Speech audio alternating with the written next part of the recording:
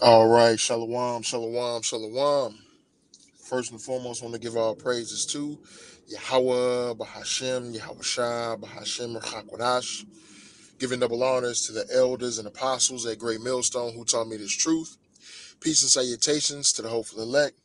Peace and salutations to the Akim, the brethren out there on the highways and byways, pushing this truth in 100% sincerity. And peace and salutations to the few and sincere sisters who believe in this gospel. All right, so I entitled this live lesson "My Spiritual Take on the TV series or the Netflix series Nemesis." Right.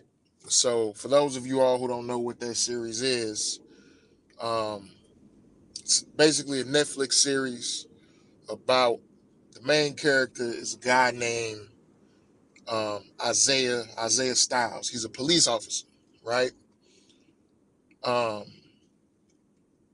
the plot is basically this guy is looking or he's trying to basically convict or get enough evidence or find a way to put this dude who's a bank robber or he's just a robber in general, robbing jewelry stores, banks, whatever. This dude named Coltrane Wilder put him in jail, right? Um, Now, first, a spiritual thing that I took from it is that all of the quote unquote good characters, I don't even want to say the good characters, but all of the characters in the dude Isaiah Styles family line, all of the men have biblical names, right? His name is Isaiah. His father's name is Amos, right? Which you know in the Bible, Amos is the father of the prophet Isaiah, right? And then Isaiah has a son named Noah, and Isaiah also had a brother named Josiah. So I thought that was spiritual in and of itself too. Um, but basically, the plot is this: where this dude Isaiah Styles, the cop, is trying to get enough evidence and convince basically his fellow cops, his team members, right, that this dude Coltrane Wilder is a part of a crew of high level, high profile robbers and criminals, right? But nobody believes him. Nobody believes him, and everybody thinks that this dude is crazy. He just coming up with shit in his head. Because he also had a partner who was killed 2 years before, right?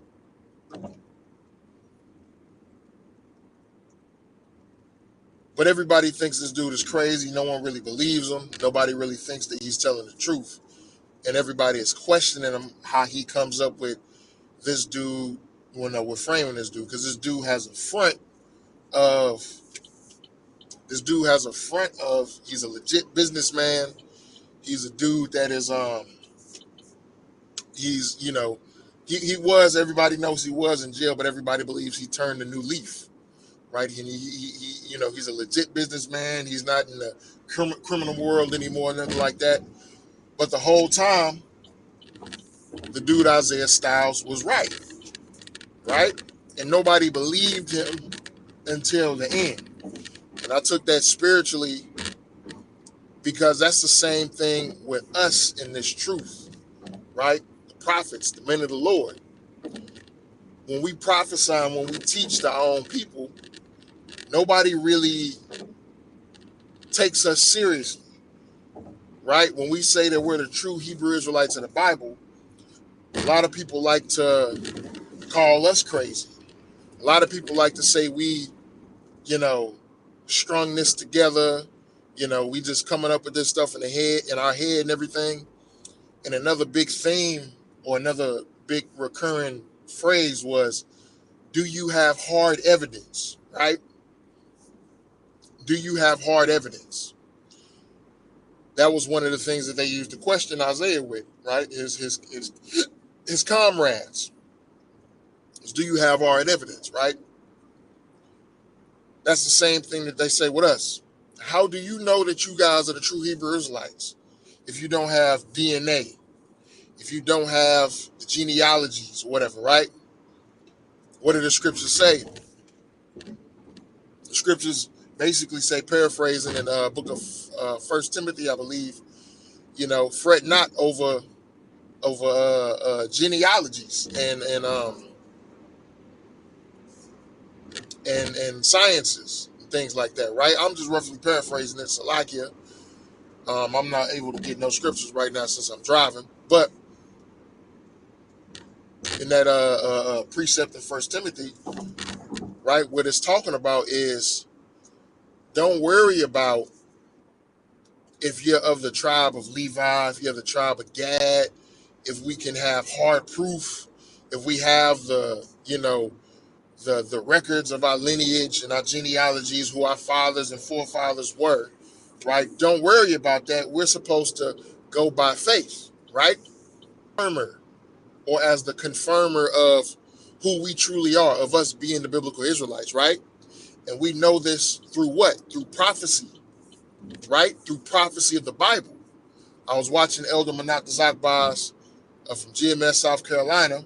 I was watching his lesson he did today on this video that's been circulating around with this group of Eves, this group of nigger women sitting in a circle debating who's right and who's not, right? And there was a group of three chicks who claimed to be Jewish, right?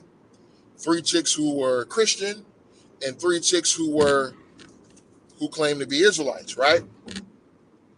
And it was a fucking shit show. It was a fucking shit show. But the whole thing was basically just trying to disprove that so-called blacks, Hispanics, and Native Americans are the true biblical Hebrew Israelites, right? But they got three women up there to debate with these people, and these three chicks really didn't know too much, which is why it was going off, because the scriptures say what? I usurp a woman not to teach, right? A woman is not supposed to be a teacher. So them women was going off by being up there, right? Them, particularly those women who claim to be Israelites, right? They wasn't supposed to be up there trying to teach. Now, none of them women were supposed to be up there trying to teach, but definitely not them, because they're supposed to know the scriptures and understand that. Having those debates, you know? Now, at the end of the series, at the last couple of episodes, the dude Coltrane Wilder was trying to frame Isaiah because the dude Coltrane ended up killing Isaiah's father. They did a job together, and he ended up killing his father. And they tried to, and the dude Coltrane basically tried to frame Isaiah and make it look like he did it, so he could go to jail and the dude Coltrane could get away, right? But not only till the very end did things start to come out that, oh shit, this was the guy we was looking for all along. And it's the same thing with this truth. Here it is. We're pointing out the devil. We're pointing out the one who was the accuser, who was our accuser. As the scriptures say, talks about the accuser of our brethren, or the accuser of his mother's son. It's talking about Esau accusing us, saying that we're the worst of the worst.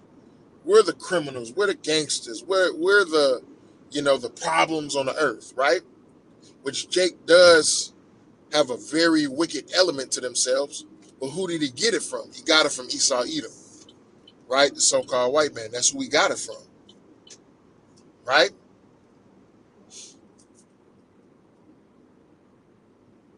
But what's now starting to happen, now that we're at the very end, now it's starting to be revealed that the things that we've been prophesying, the things that we've been talking about is true, right? We've been right this whole time, right? We've been right this whole time, right?